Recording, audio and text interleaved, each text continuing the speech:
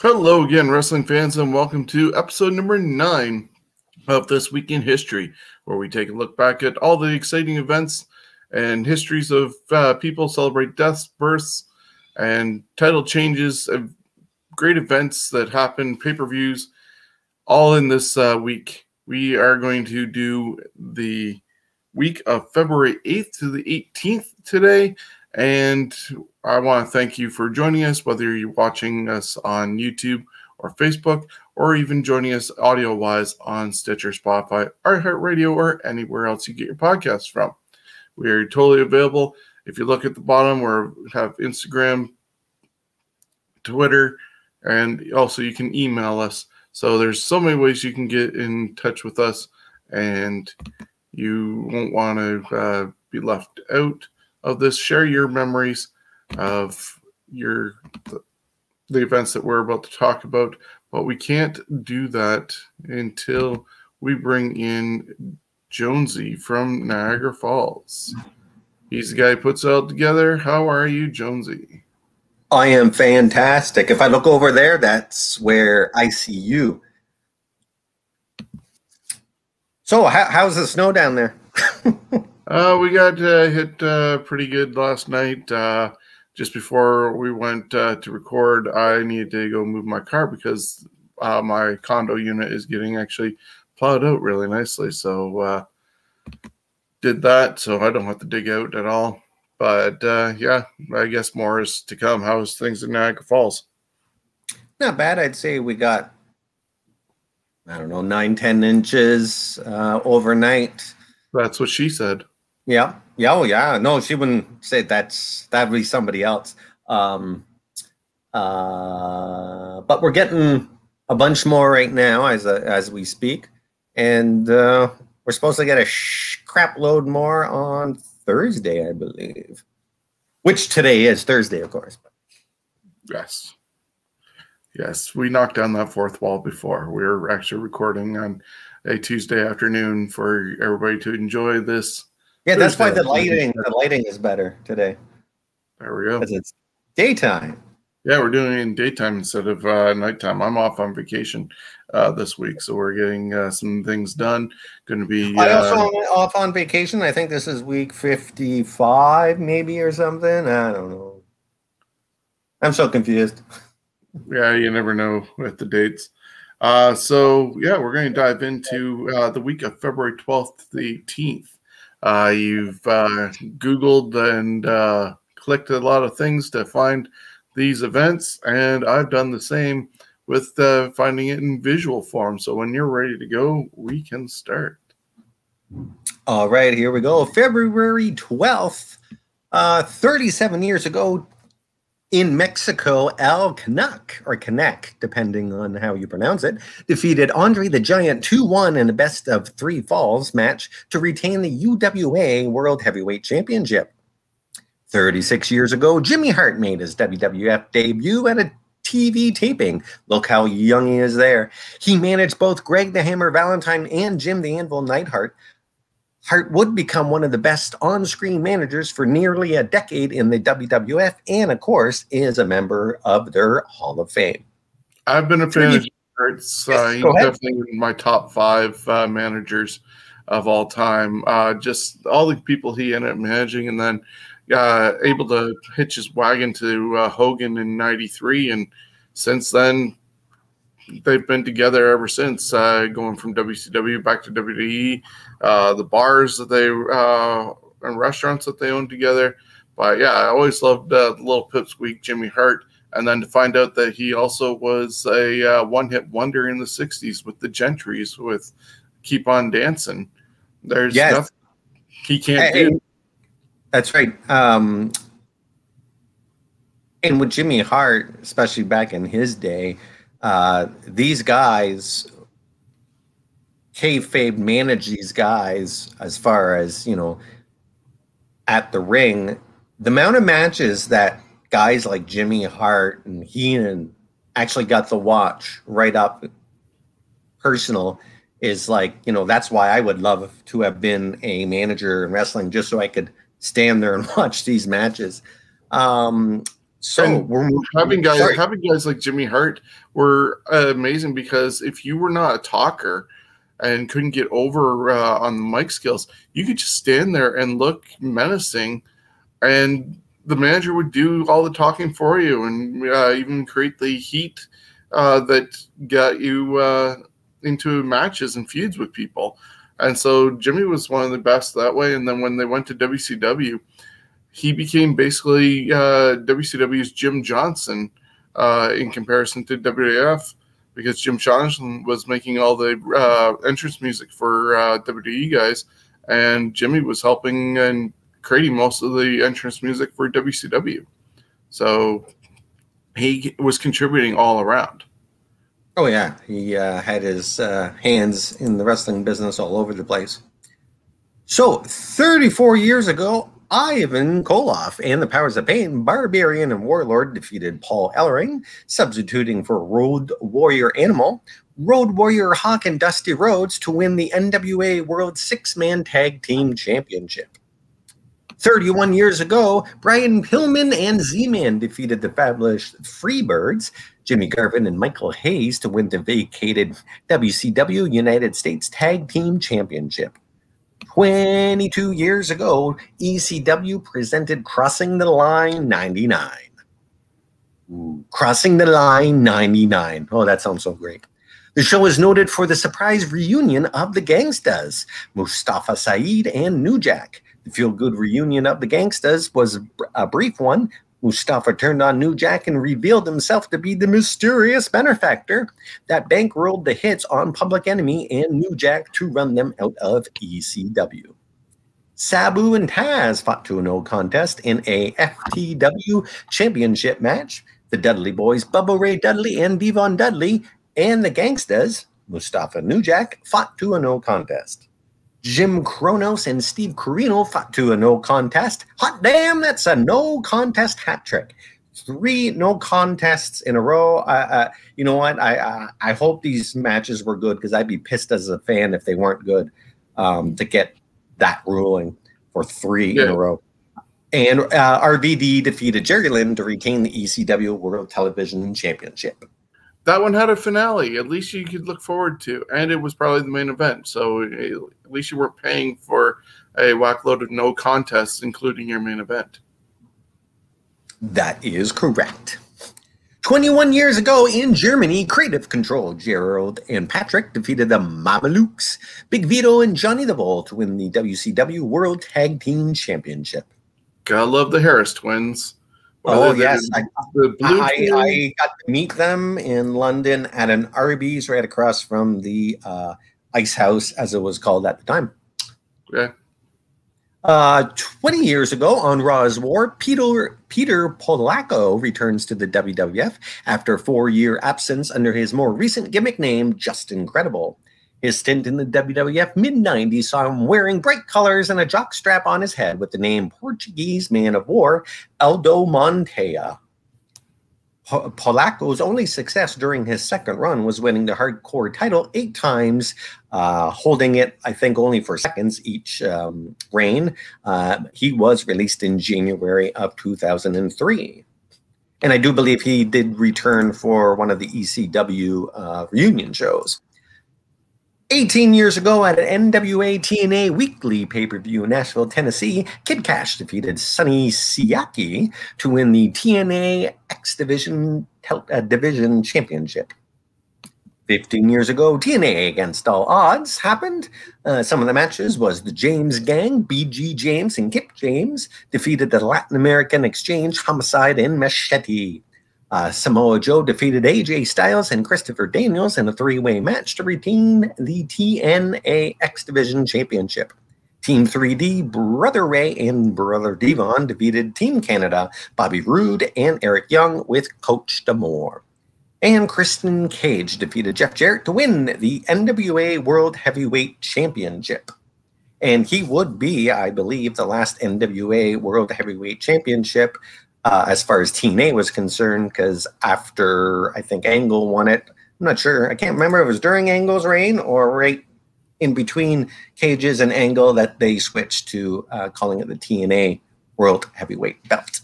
Yeah, it was when Angle got it from Christian. That was May 13th, 2007, that happened.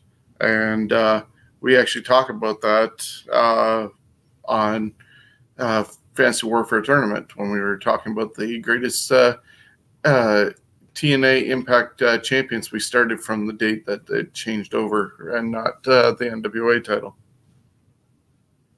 Yes, we did. Moving on, 9 years ago, TNA presented Against All Odds. Samoa Joe and Magnus defeated Crimson and Matt Morgan to win the TNA World Tag Team Championship. Kazarian defeated AJ Styles, Gunner defeated Garrett Bischoff, and Bobby Roode defeated Bully Ray, James Storm, and Jeff Hardy in a four-way match to retain the TNA World Heavyweight Championship. Sting was the special enforcer. 10 years ago today at a SmackDown taping, Edge is stripped of the title by General Manager Vicky Guerrero when Edge used the banded spear in a previous match. Vicky awards the title to Dolph Ziggler, but returning General Manager Theodore Long orders a title match between Ziggy and Edge.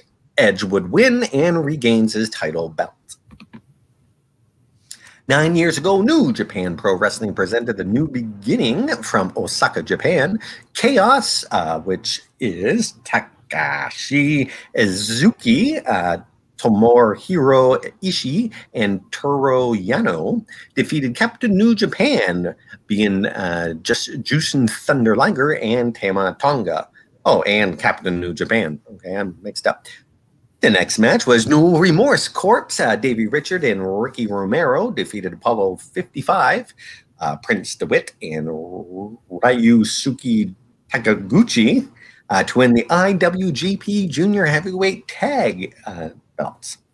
Haruki Goto defeated Masato Tanaka to win the IWGP Intercontinental Championship. Tetsuya Naito defeats Shinzei Nakamura, and Kazuchika Okada defeats Hiroyoshi Tanahashi to win the IWGP Heavyweight Championship, thus ending Tanahashi's run at 404 days. Thankfully, we don't have too many times that we need to pronounce those names. Definitely harder to. If there's anyone out there that knows the proper pronunciation of the majority of these, please feel free to give us a tutorial on how to actually say these names, because a lot of them I've heard, but a lot of times you only hear Okada, you don't hear his first name, which is until you actually hear someone else say it. It's hard sometimes to guess how you actually say some of these names. They're nice tongue twisters. We're going to move on now to February 13th. 24 years ago, WWF presented Thursday Raw Thursday. American audiences had to wait 3 days for this episode due to USA Network airing the Westminster Kennel Club Dog Show. However, Canadians got to see it in its regular time slot. Hurrah! Rocky Maivia defeated Hunter Hearst Helmsley to win the WWF Intercontinental Championship. At the time, Maivia, age 26, was the youngest IC champ in WWF history. Now, is he still? No, I don't think so. Or has probably been younger. The other thing is, I believe this is. There you go. In the darkness. Sorry, in the darkness that I blotted out, it actually says it right there. It was surpassed by Randy Orton at age 23. Mind you, it's probably been surpassed again since that. Most likely. But I was going to say, I think this is one of the first times also the Die Rocky Die signs started appearing. And while not necessarily the best signs to be posting, he at least was able to be creative enough and charismatic enough to come back from injury and use that as his catalyst to becoming the arrogant version of The Rock instead of the white meat babyface third generation superstar Rocky Maivia. And just as a side note, I know we're recording this, I said Tuesday, and this is for consumption on Thursday, but if you get a chance, the Young Rock series actually debuts tonight, and so it'll be available wherever you're getting your on-demand stuff potentially. So give it a check out. It's 3 generations of Dwayne Johnson growing up, and you're going to see people looking like Randy Savage and all the guys that Rocky Johnson ended up going against. There's obviously going to be Rocky Johnson, Vince McMahon. I've seen a picture of the guy playing him. Maybe not the most accurate depictions of them, but it is what it is for a half-hour comedy show. So, and where's this playing? What station or website or whatever the frig it's called nowadays? I believe it's City TV in Canada, and okay. I'm trying to remember. It could be NBC in the United States. If it's not NBC, it's definitely Fox. It's one of those two. Yeah. I don't have it offhand, but maybe later on the Scumbags Wrestling podcast, I'll bring it up. I know that Steven's not totally interested in it, but I'll give at least a view of it to see what happens. But yeah, if you want to carry on with everything else that happened out Thursday, Raw Thursday. Yeah, all right. The Undertaker defeated Savio Vega. Steve Austin defeated Psycho Sid via DQ. Bret Hart defeated Bader.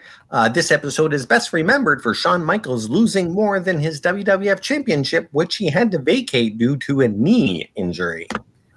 Shawn, if you'd like to say what he lost. Well, as you can barely see in this picture, he doesn't have much of a smile in it. And yeah, smart.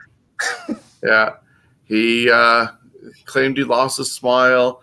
There was a lot of controversy in that fact that Shawn Michaels didn't really drop many titles by jobbing out. You know that he got beat up by the guys in Syracuse and gave up the Intercontinental title to Dean Douglas, so he didn't have to lose to him that way.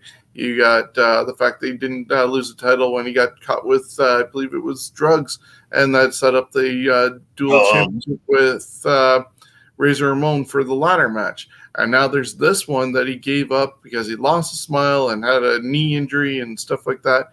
And there was talk that he didn't actually want to go against Bret Hart at WrestleMania 13 in the rematch that they were supposed to have, and basically give back Bret the title in a could have been a 203 Falls series, but at least that would have been the second match in that series, and that didn't happen. So then they had to go a whole different route with the Royal Rumble winners, which resulted in a inner house Final Four, which I think we'll get to in a little bit. But yeah, that was a evening that did not go well for the WWF Heavyweight Championship. Yes, and in total, Michaels has vacated 4 WWF titles. That being the 2 World, 1 IC, and 1 tag team title. So, the road to WrestleMania saw the company announce that Bret Hart would be inducted into their Hall of Fame 11 years ago today. 14 years ago, WWE announced the American Dream Dusty Rhodes would be inducted into the WWE Hall of Fame. 13 years ago... Oh, sorry. I actually attended that one. You which? I attended that one with Dusty being inducted, and that also had JR and the King bookending it and having Shatner there. But yeah, I got to attend that. That was at Fox Theater in Detroit with our friend Ed. We drove in the it wasn't the greatest of weather that weekend going to Detroit, but we drove there, attended that show. Somehow got into access without paying and drove back just to hop on a bus and the next day to get to WrestleMania 23. So whirlwind back and forth across the border and all that those 2 days. Nice. Hopefully, you guys had a much better hotel than other times. Oh, we didn't stay at a hotel. We drove back. Oh, yeah, that's right. You didn't. Yeah, sorry. 13 years ago, Mattel Incorporated announces that they have acquired WWE's toy licensing rights. If you do want more on WWF's Toy Story, then tune in to Toys That Made Us on Netflix. It's a great show. They also have the movies that made us as well. Yeah, there's just even looking at some of the stuff that Mattel ended up doing, they did a lot of cross branding as well. Like, not only are the figures that I just put up there, which are their normal figures, but you had almost a Barbie line with the women of WWE. As you see here, the 4 horsewomen, and they had so many in that one. They crossbred with Ghostbusters, and so they put WWE guys in Ghostbusters uniforms, and even Taker as a ghost. That is absolutely awful. Mind you, they look, except for the Taker one, looks too freaking weird. The others, like, my God, that Shawn Michaels one looks like just like him. But I hate it when they freaking do stupid cross shit like that. Well, you'll love this one then, because the other one that I was going to talk about is the fact that they've crossbred with He-Man in the Masters of the Universe, with doing characters like that. As you see, Ricky Steamboat, Roddy Piper, Randy Savage, Mr. T, Jake Roberts. They've done this is the second series that I have up. They've done first series, and also if you're not, I think the Ricky the Dragon one is hilarious. He could have fit in that. And then, as you mentioned, you can check out Toys That Made Us, but also the Major Brothers, Matt Cardona and Kurt Hawkins. They do the Major Wrestling Figure podcast, where they end up going and buying the different figures and doing package openings. So if you're into the action figures, especially the ones currently made by Mattel, and probably even the AEW ones that I'm not sure who makes those ones, you can always find out different information about them on that. The only one I have is a thumb wrestler, Roddy Piper. That's it. 13 years ago, Stephanie McMahon announced that she was Al Preggers for the second time. She would give birth to a girl in July 2008. 11 years ago, Ring of Honor presented their 8th anniversary show. Eddie Kingston and Necro defeated the Embassy, Eric Stevens and Joey Ryan, in an unsanctioned match. Davey Richards defeated El Generico. Colt Cabana defeated Kevin Steen by DQ. And Tyler Black defeated Austin Aries in a 1-hour time limit draw. 3 judges were there: Roderick Strong, Kenny King, and Jim Cornette. Determined Tyler Black as the winner and the new ROH World Champion. Had Tyler lost the match, he could never, ever, ever again challenge for the title as long as Austin Aries was champion. 10 years ago today, TNA presented Against All Odds. Bully Ray defeated Brother Devon in a street fight. Jeff Jarrett defeated Kurt Angle. This match had the stipulation: if Jarrett won, Angle was forced to walk Karen Angle down the aisle for Jeff and Karen's wedding. Had Angle won, he would have gained sole custody of Cody and Kira Angle. I wonder how these storylines would actually do today. And as I have written in here, I mean, at least it's not as bad as kicking a baby across the ring, but oh man, some of these storylines. Well, WWE even had Dominic custody in a ladder match with Ray and Eddie Guerrero. TNA was known for doing a lot of different stipulations like this, and once again, we talked about that on Fantasy Warfare, where people were able to trade in a belt just to get a title shot at a higher belt. You got actually, I like that. I do like the X Division belt, and the fact that, and it should be that way, that if you're the IC belt holder, but why can't you give it up, like cough it up anytime you want to get a match on the very next show? Yeah, I could see that. And then we had the stupid stipulations of if this guy interferes, then you get disqualified. But if this guy interferes, he gets disqualified. It was just so convoluted instead of just basic person A versus person B fight. The winner gets this. When the audience needs cliff notes for a match, no. So 11 years ago in Philly, John Moxley defeated B-Boy to win the CZW World Heavyweight Championship. And it is a happy 59th birthday today to Nicola Ann Roberts, best known to wrestling fans as Baby Doll. She was born to wrestlers Nick Roberts and Lorraine Johnson in Lubbock, Texas. Roberts joined the family business at a young age, selling programs for her father's events. In 1984, Roberts left medical school so she could be a valet for her childhood crush, Gino Hernandez. She would train to be a wrestler and was booked as the punk-styled Andrea the Lady Giant. She was 5'10", 190 pounds. Late in 19, which, you know, for a lady, that is fairly tall, at least for at the time. Late in 1984, Roberts left WCCW after a brief absence. She joined Jim Cornette Promotions as the Perfect 10 Baby Doll, the manager for Tully Blanchard. Roberts would briefly manage Flair before being reassigned to NWA Central States Territory. Roberts would return to Jim Crockett Promotions, managing Larry Zbyszko during his feud with Barry Windham, and then left again. She tried to get in the WWF, but there was a conflict with her husband at the time who worked for the company, that being Sam Houston. Nicola retired from professional wrestling in '92 after giving birth to her second daughter.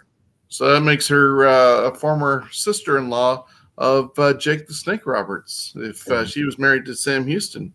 Wonder if she'll be brought up in that upcoming Dark Side of the Ring episode that they're going to do with the Smith family. Nice. So February 14th, 33 years ago in Texas, John Tatum and Jack Victory won back the World Class Championship Wrestling Texas Tag Team Championship by drawing the high card from a deck of cards. That's right, they won with a card game.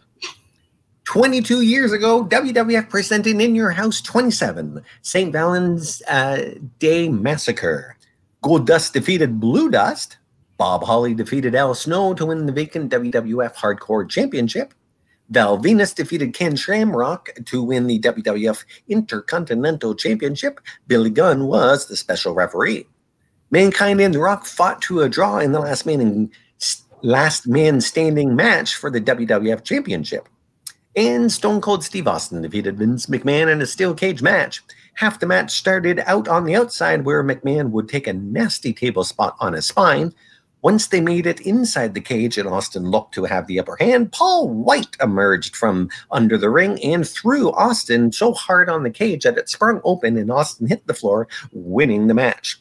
A good introduction for White, who was much happier sitting under a ring all day than another night spent in WCW. Yeah, and that's unique in this sense. There's not many people that are around today, thank God, in a way, that can say that they've wrestled in 4 different decades. I know Goldust is one of them. Probably if The Rock ends up fighting, he can claim that. Of course, Triple H, but in this case, Paul White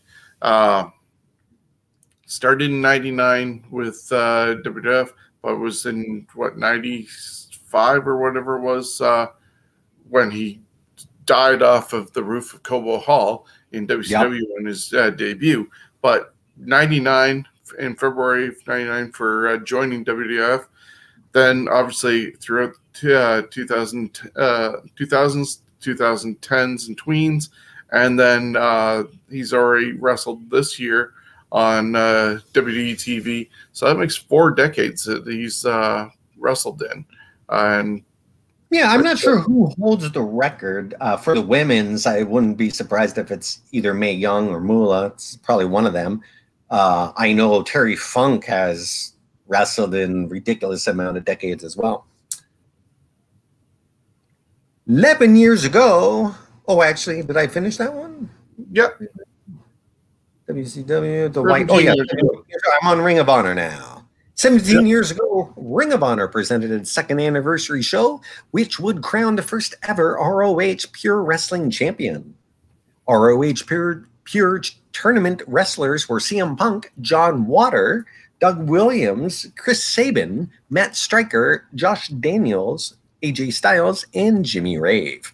The final saw AJ Styles defeat CM Punk to win the ROH Pure Wrestling Championship. 11 years ago, TNA presented Against All Odds, featuring the 8-card stud tournament, a one-night single elimination tournament to determine who would face the TNA World Heavyweight Champion at Lockdown in April. The quarterfinals were D'Angelo Dinero, Desmond Wolfe, Matt Morgan, Hernandez, Mr. Anderson, Kurt Angle, Abyss, and Mick Foley.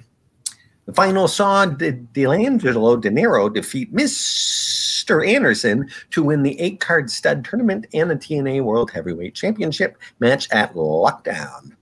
The Nasty Boys, Jerry Sags and Brian Knobbs defeated Team 3D, Brother Ray and Brother Devon. And AJ Styles defeated Samoa Joe to retain the TNA World Heavyweight Championship. Eric Bischoff was the special referee.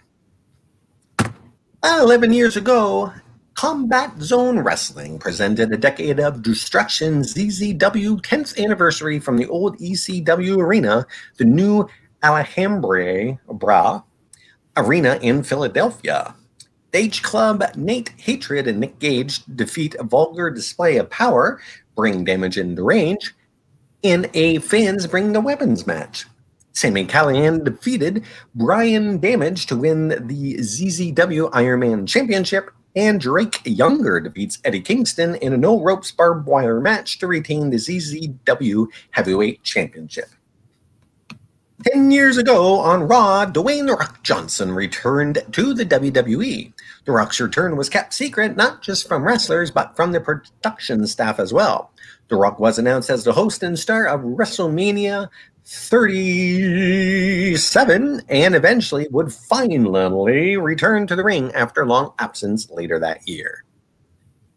35 years ago, NWA, in association with Championship Wrestling from Florida, presented NWA Battle of the Belts 2.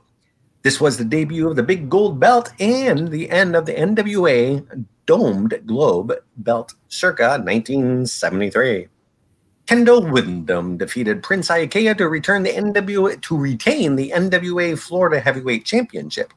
Lex Luger defeated Jesse Barr to win the NWA Southern Heavyweight Championship. Kevin Sullivan, Maha Singh, and Mark Levin and the Road Warriors, Warrior Animal and Road Warrior Hawk, and Blackjack Mulligan fought to a double countout. And Ric Flair defeated Barry Windham in a 5-star match to retain the NWA World Heavyweight Championship. Moving on to February 15th.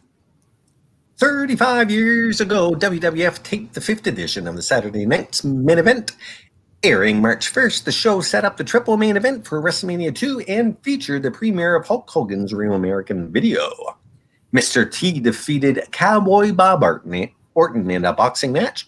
Of course, post-match, Roddy Piper attacked Mr. T, setting up their WrestleMania 2 match. Hulk Hogan defeated the Magnificent Morocco by DQ, while King Kong Bundy interfered and injured Hulk Hogan following several avalanche splashes, setting up the WrestleMania 2 Steel Cage match. The Dream Team Brutus Beefcake, and go ahead. No, I just said ouch. After all those avalanches that Hogan took. Yes. Yes, that was a lot of avalanches. The Dream Team, Brutus Beefcake and Greg Valentine, defeated the British Bulldogs, Davey Boy Smith and Dynamite Kid, to retain the WWF Tag Team Championship. The Junkyard Dog defeated Adrian Adonis in a post-show dark match. Pedro Morales defeated Bret Hart. And if you do wonder what that chiming in the background is, it is my Las Vegas clock. There is no volume change on it. 32 years ago today, NWA in association with WCW presented Clash of the Champions 5, St. Valentine's Day Massacre. Man, these promotions, they like to use the St. Valentine's as like a brutal event, brutal day. Well, there is that horror movie. Lex Luger defeated the Black Mailer, a.k.a. Jack Victory. The Varsity Club, Mike Rotunda and Steve Williams defeated the Fantastics, Bobby Fulton and Tommy Rogers to retain the NWA United States Tag Team Championship. Gennaro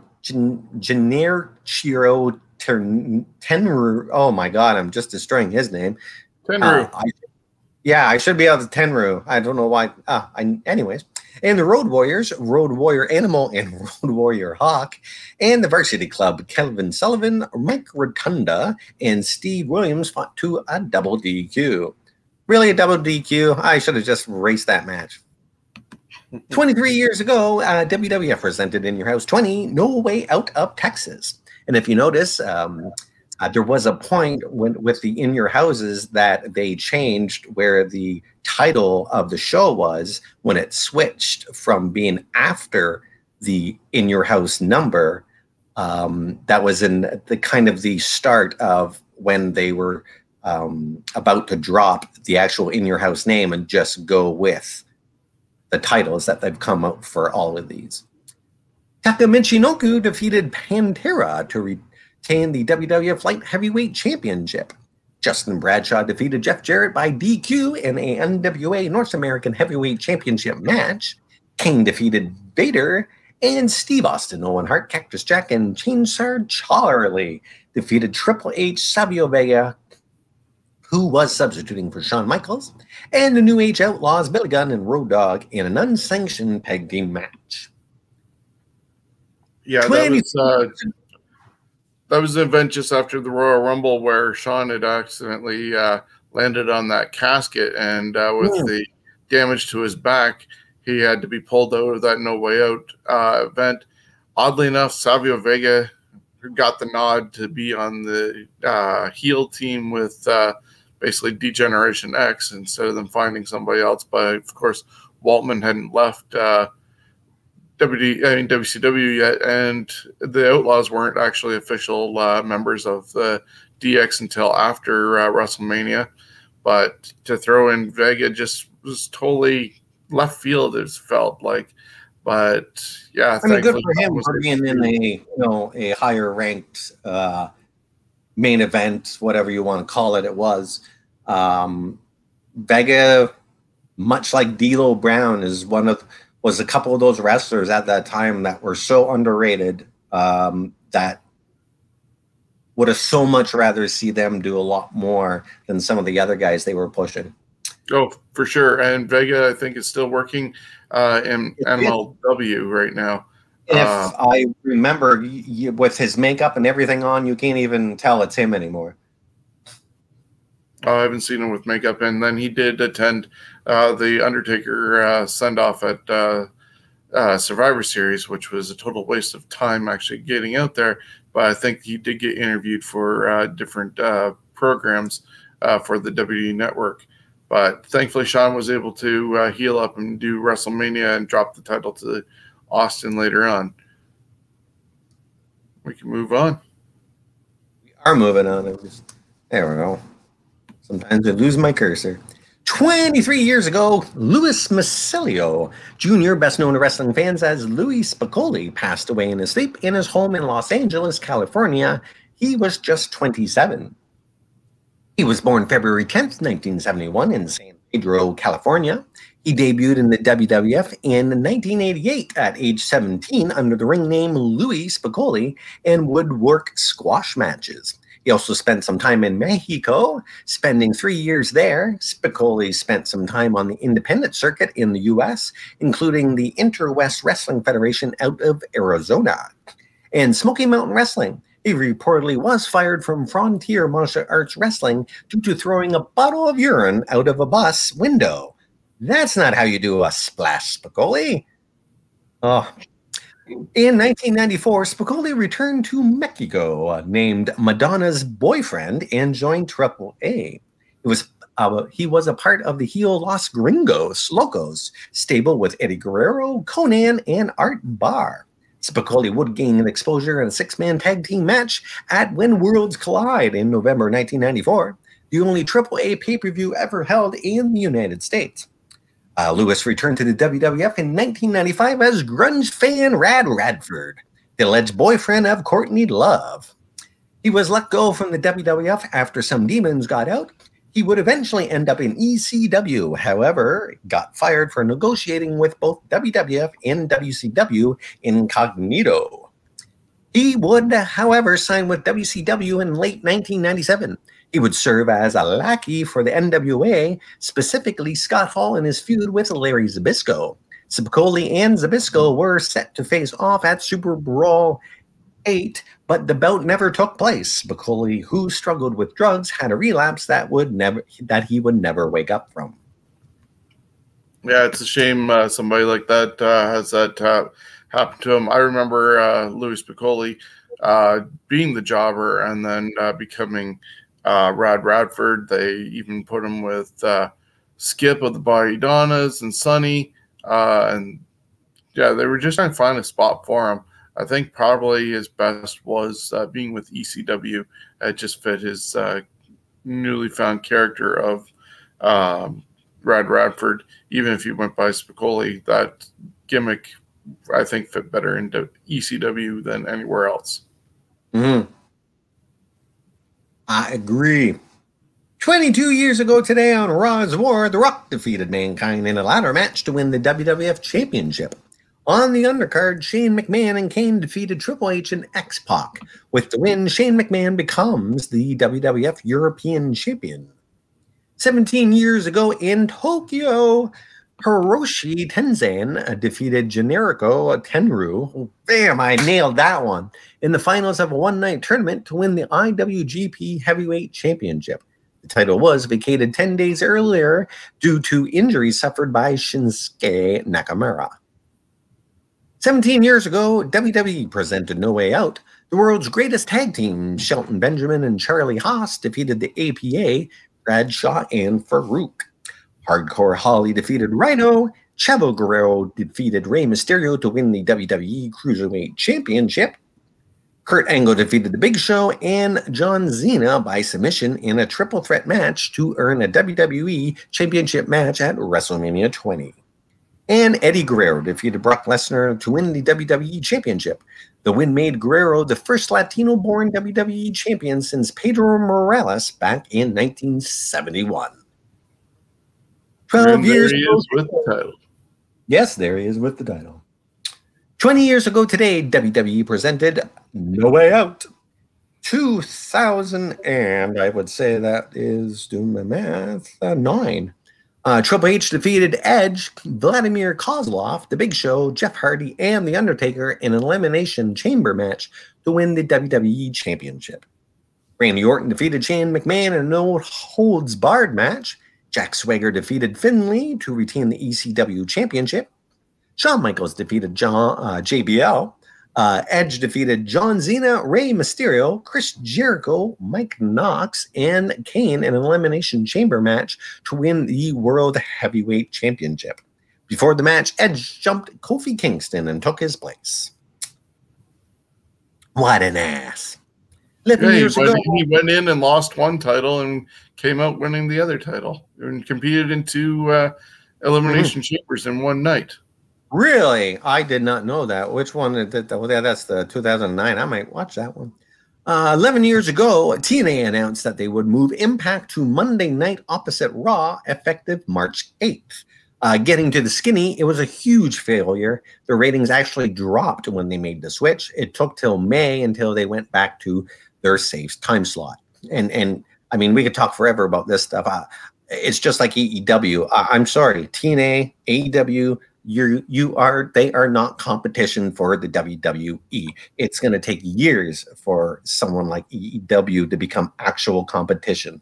There's no threat AEW actually holds. If anything, WWE is glad that they're there because they need those other promotions that have TV so that they can grab guys, places for guys to go to become better, where the WWE then can feed on their success. At least that's what I think of all that stuff. There's no Wednesday night war or anything like that in my mind.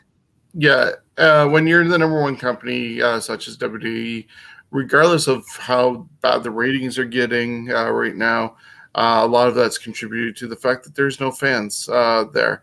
The writing isn't that great right now, especially for Monday Night Raw, but you're getting good action with NXT as they had with their Take It Over special this past Sunday. SmackDown is still a good turnout. When you're going against the number 3 brand in your AEW and claiming victories and stuff like that, it's the middle of the week. You're going against the 3rd brand and you're trying to call out the other company. It just seems really low. We discussed before with Fantasy Warfare, people like Impact Wrestling who tried to be the replacement for WCW, how AEW is being the replacement for WCW now and trying to relive that. They need to carve out their own identities and just be an entity within wrestling. You look at ROH and MLW and all them. They are their own brands. They're not trying to be more than what they are, and they're existing. I get competition is great, and hopefully there can be a competition eventually to spark WWE to maybe put out a better effort. But until that's needed, they're making billion-dollar deals. Why worry? Just do your own thing. Yep. And, I mean, God, you look back in history, a lot of the smaller promotions, territories, and all that, back in the NWA, and they did small studio shows. They did do arenas, but a lot of them weren't the big ones. But they would have these huge shows like at Fenway and Wrigley Field and all that.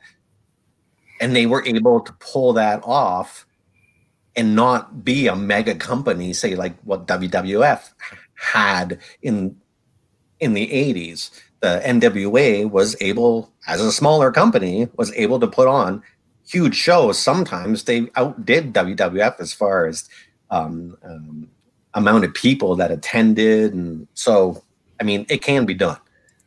Moving on to February 16th, 36 years ago in Philly, Bruno Sammartino comes out of retirement and wrestles his first match in more than 3 years. He teams with his son David to defeat Paul Orndorff and Bobby Heenan. 34 years ago at a WWF Superstars of Wrestling taping in New Haven, Connecticut, the Can-Am Connection, Rick Martel and Tom Zink, and Lanny Poffo defeated Adrian Adonis and the Dream Team, Brutus Beefcake and Greg Valentine. At the time, Adrian Adonis had been cutting the hair of his opponents in preparation for WrestleMania 3. Yeah, and at that time, you also had Dino Bravo, you can see in the picture, being part of the Dream Team unofficially, and that came into play with WrestleMania 3 when then Beefcake became a face, and that allowed the new Dream Team to continue on with Valentine and Bravo. And this was clearly before Bravo dyed his hair blonde, because you see in the picture that he's quite brunette, like he would be when he competed in his home province of Quebec, and he was basically the Hulk Hogan of Quebec. Well, where the hell is Dino in that? Left-hand side, wearing the Canadian jacket. Oh, okay.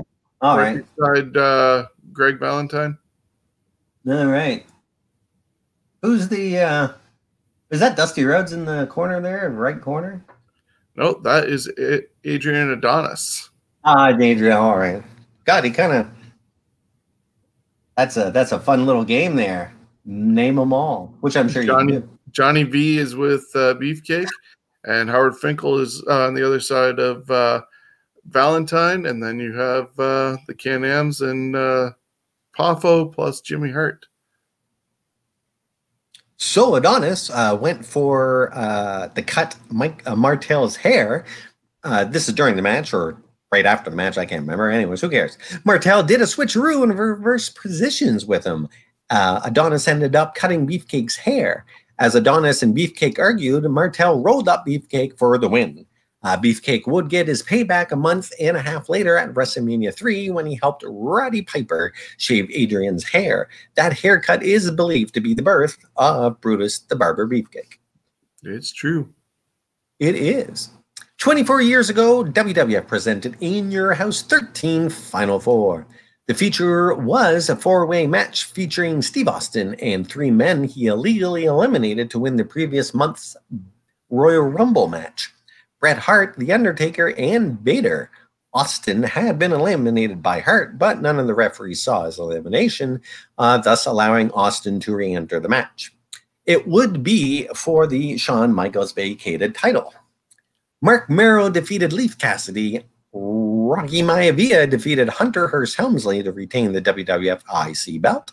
And Bret Hart defeated Steve Austin, Undertaker, and Vader in a four corners elimination match to win the vacated WWF Championship.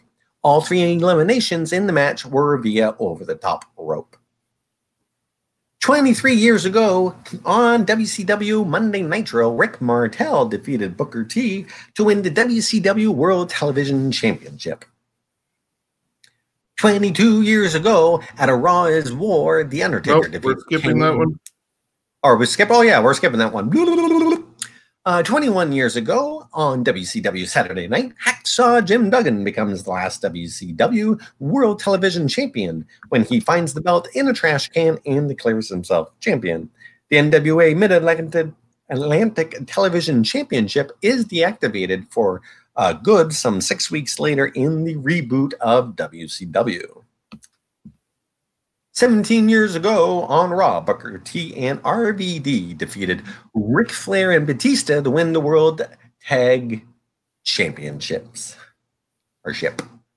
15 years ago today, Michael Lynn Durham, best known to wrestling fans as Johnny Grunge, died of complications from sleep apnea in his home in Peachtree City, Georgia. He was 39. He was born July 10th, 1966 in Sulphur, Louisiana. Durham began his wrestling career in 1987. After a one-off meeting in Austria in 91, Durham formed a tag team with Ted Petty, known as Johnny Grunge, and Flyboy Rocco Rock. The two would become the Public Enemy. Following the death of Ted Petty, Rocco Rock, in 2002, he would team with his kayfabe brother Joey Grunge as the new Public Enemy. He appeared for 3PW and appeared at Hardcore Homecoming in 2005. Durham was preparing for a comeback in 2006 at the time of his death. 11 years ago, WW presented the 193rd and final episode of ECW on Sci-Fi. The ECW finale featured the first introductions of the 8 NXT rookies and their WWE pro coaches. The main event for that was Ezekiel Jackson defeating Christian in an Extreme Rules match to become the last ECW champion. Moving on to February 17th. 25 years ago, Lex Luger defeated Johnny B. Bad for the WCW World Television Championship. Luger would hot potato the title right back to Johnny the following night. 25 years ago, ECW presented CyberSlam 96. The event, half wrestling show, half internet wrestling fan convention, is noted for the debut of Brian Pillman just a week after his Booker Man quick match in WCW versus Kelvin Sullivan. Bubba Ray Dudley defeated Mr. Hughes in just 36 seconds. Francine and the Pitbulls, Pitbull 1 and 2, defeated Stevie Richards and the Eliminators, John Kronos and Perry Saturn, in a triple dog collar match. Too Cold Scorpio and Sabu fought to a 30-minute time limit draw for the ECW World Television Championship, and Raven defeated the Sandman to retain the ECW World Heavyweight Championship. 24 years ago on Raw, Psycho Sid defeated Bret Hart to win the WWF Championship.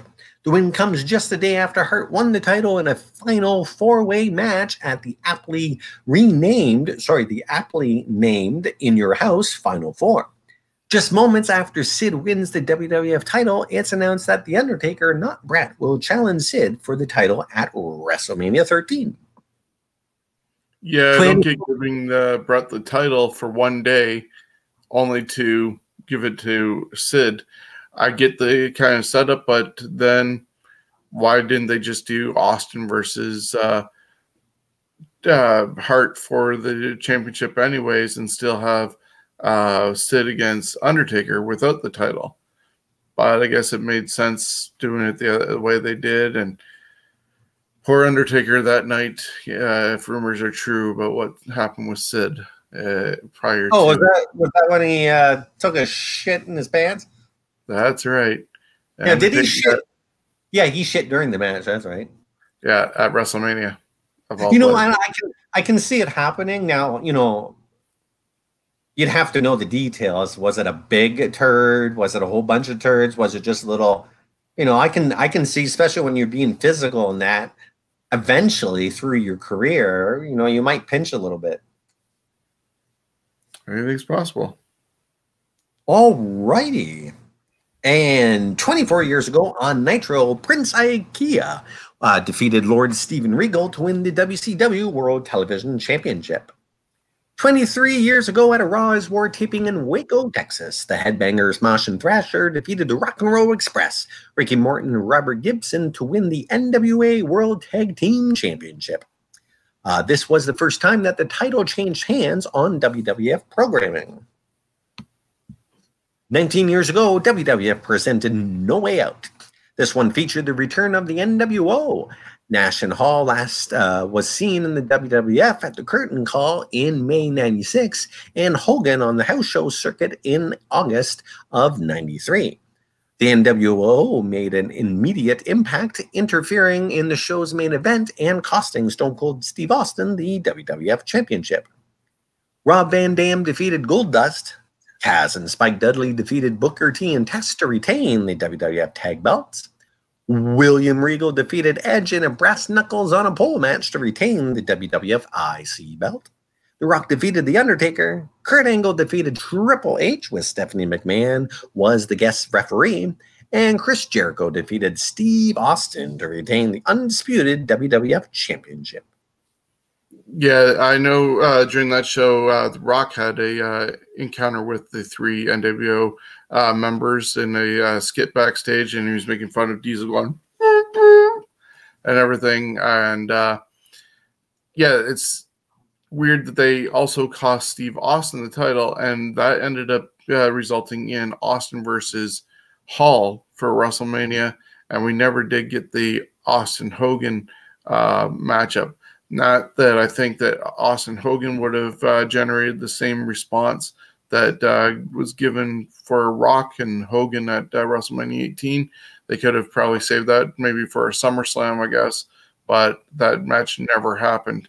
I can only imagine what would have happened if it had been Austin Hogan at WrestleMania 18. That iconic moment obviously would not have happened. Would the fans have turned on Steve Austin like they did The Rock? Questions we'll never know, but I guess it's good that it happened the way it did for Rock and Hogan. Just unfortunately, Austin got Scott Hall. Well, fortunately, I had a time machine for a little bit, and I actually got to travel back in time and to the universe where Steve Austin and Hogan actually had a match, and it wasn't good.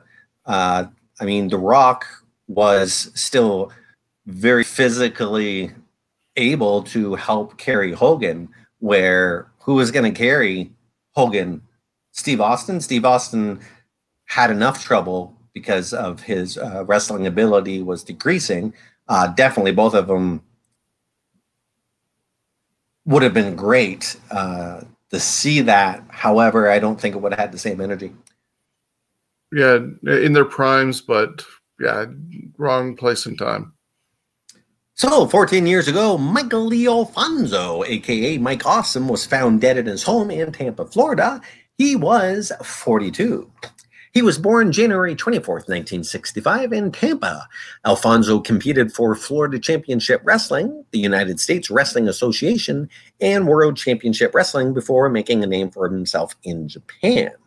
In September 1990, Alfonso joined Japanese-based Frontier Martial Arts Wrestling as the Gladiator. In 94, Alfonso captured his first championship, the FMW Brass Knuckles Tag Team Championship with Team Canada stable member Big Titan during a match between Alfonso and JT Smith at the event. He would defeat Hayabusa in September 95 as the Gladiator for the FMW Brass Knuckles Heavyweight Championship. He was forced to vacate it following February due to injury. He would win the title back in May of 96, unifying it with the FMW Independent Heavyweight Championship. He would also team with Haizakatsu Oya and Mr. Janakosuke to win the vacant FMW World Street Fight Six-Man Tag Team Championship, making him a Triple Crown champion until he was defeated for all three titles by Masato Tanaka.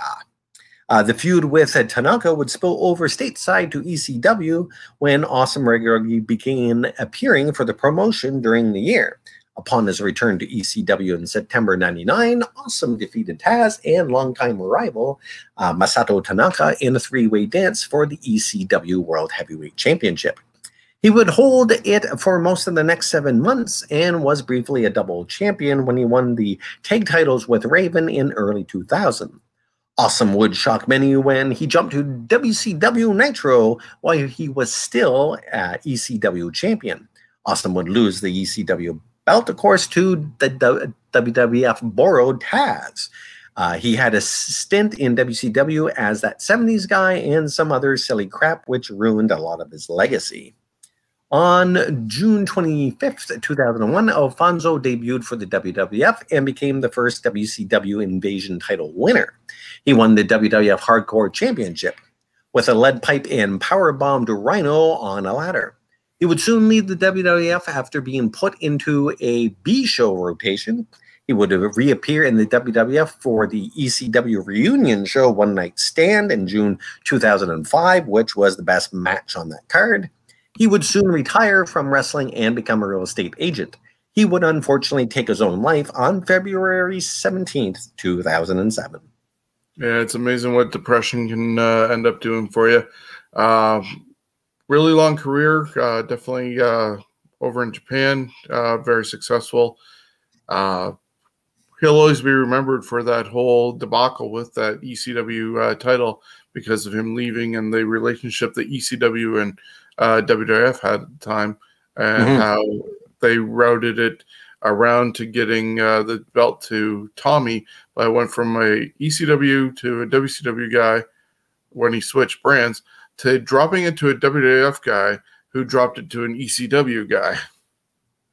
And I think he even Taz even faced Triple H or something in that time frame between him getting it from Awesome and dropping it to Dreamer. I did believe so, yeah. And so that was an ECW versus WWE champion that time, or WWF champion. Yeah, Tanaka and him at One Night Stand, amazing. And yeah, it's the unfortunate part of having that 70s guy and the fat chick Thriller as part of his WCW legacy. Thank you, Vince Russo. And the funny thing with him, and I don't think I have it here, he wasn't a short guy. He was like 6'2", 6'3", but when he went to WCW, he went from being this giant, huge guy in ECW to going over to WCW, and it seemed he actually shrunk because everyone was taller than him, it seemed, because you had a lot bigger guys, taller guys over there, so he instantly lost, like, basically his credibility. The only way I think he would have worked over there is if he would have ran with the guys in the U.S., you know, title, TV titles and stuff like that, and slowly build them up. Yep. Anyways, what do I know? 13 years ago, WWE presented No Way Out. The Undertaker defeated Batista, the Great Khali, Finlay, MVP, Big Daddy V, and an election.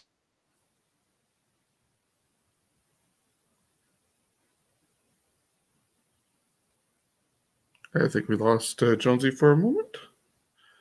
I don't know where he is.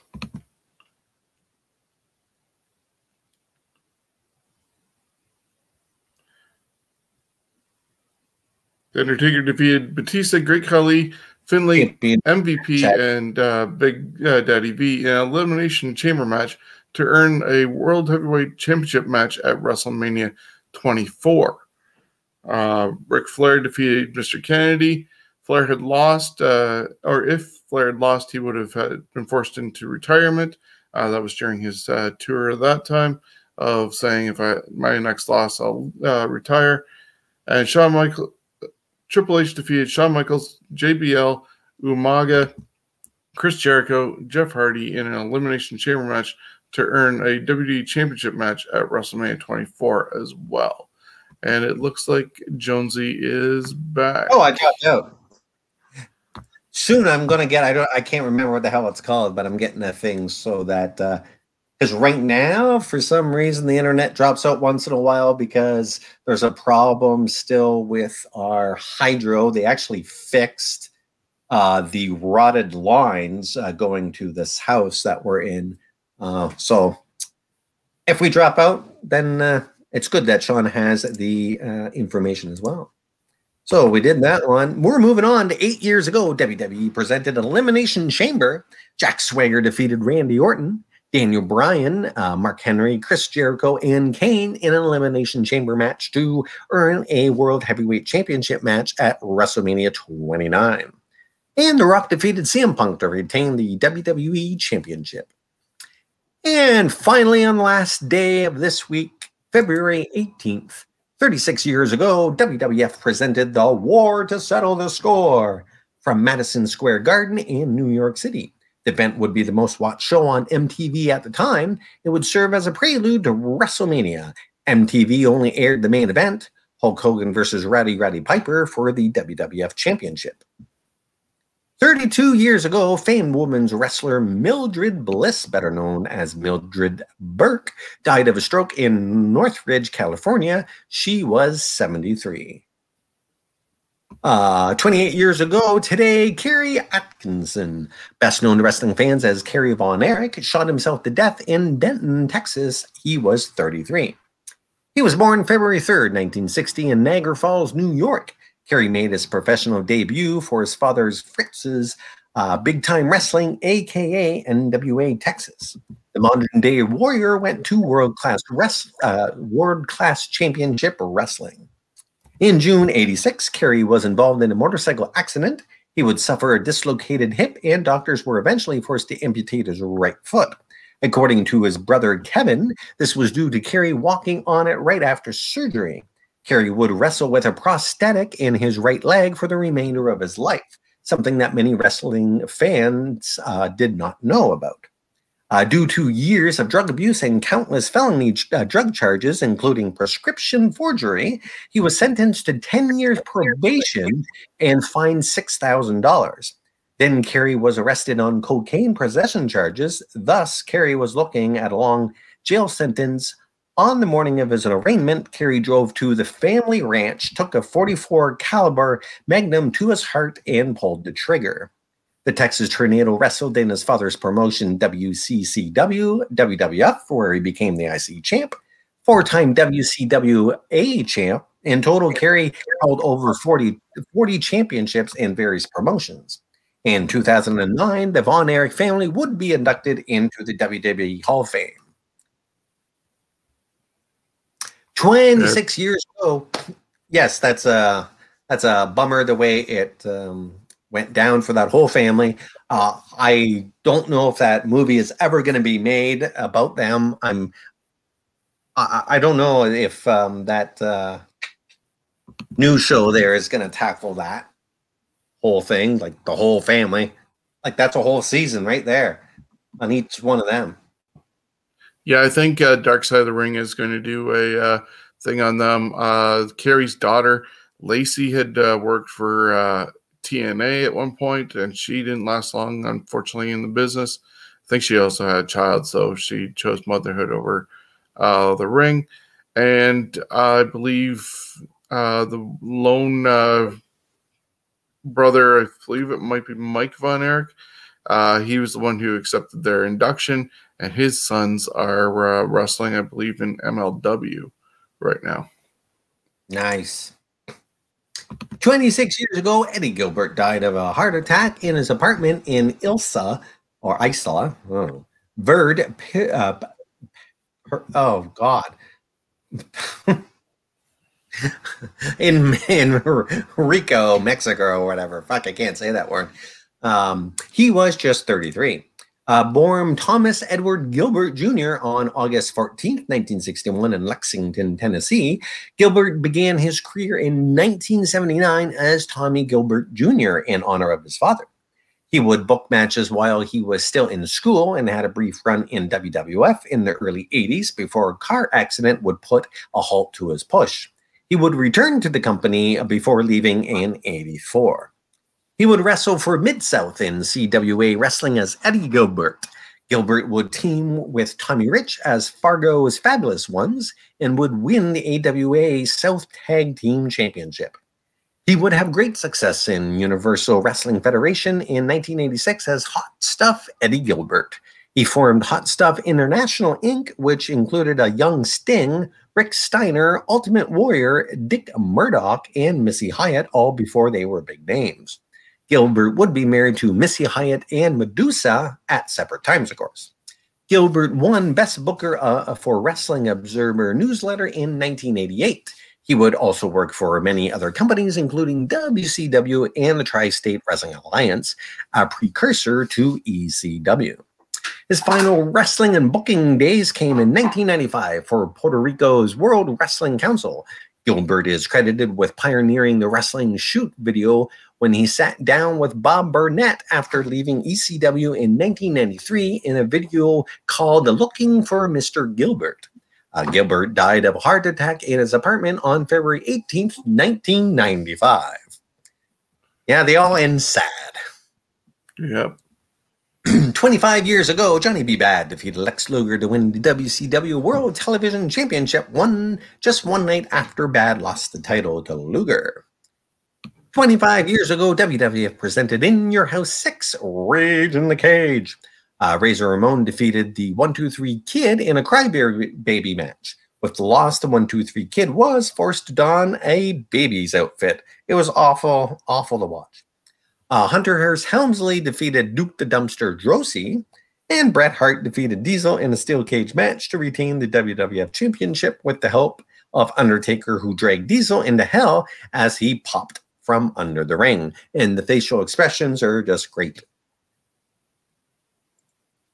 20 years ago today, WCW presented Super Brawl Revenge. This would be the second to last pay-per-view for WCW and not be commercially available till years later on the WWE Network.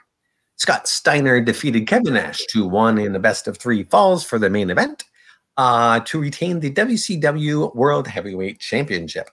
As a result of the loss, Nash had to retire, making this technically Kevin Nash's final WCW appearance.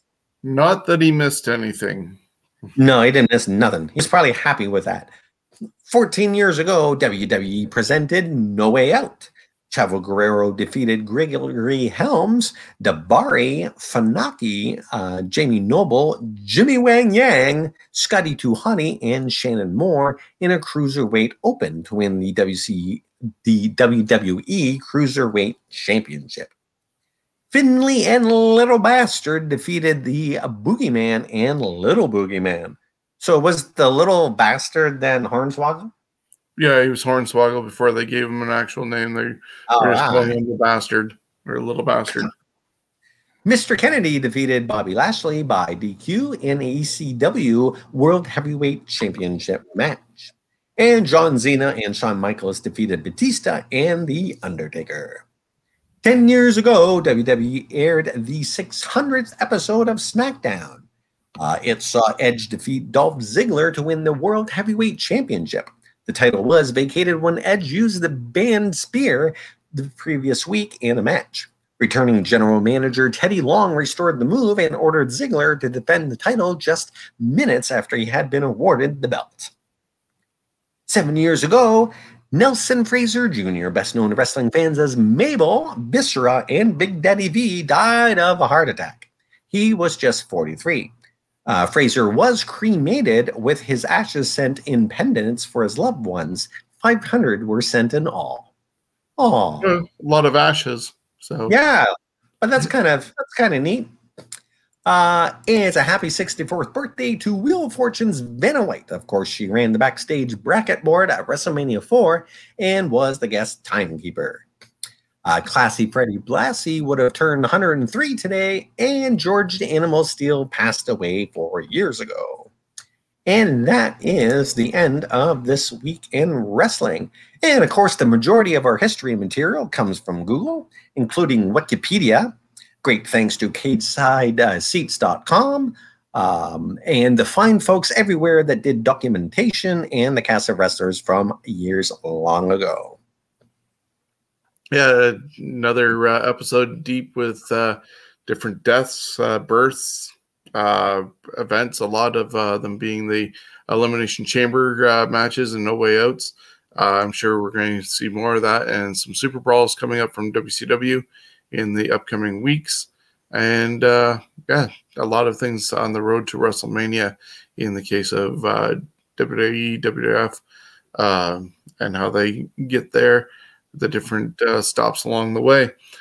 So I want to thank you for being a part of this, whether you're listening to us on Stitcher, Spotify, iHeartRadio, or anywhere else you get your podcast from, whether you're watching us right now on YouTube or Facebook. Thank you. Please leave a comment, like, subscribe, share. Let's build this up. And if you have any thoughts, any memories you want to share of events and times that you were at, just like we do when we're running down the events that come up, please feel free to share. We'll add your comments along the way. So anything else you want to mention before we get out of here, Chris? No, I'm not looking forward to doing all the WrestleManias, but we'll get there when we get there. Yeah, well, we made it through 33 years of Royal Rumbles. With this one a couple of weeks ago being the 34th annual one. And, it's only a couple more WrestleManias to add because this is coming up on 37. So 36, it's doable. It's only 3 more. But, yeah, be sure to tune in to the Scumbags Wrestling Podcast later on at 8 o'clock on Twitch, YouTube, and Facebook. So until next time, have a great one.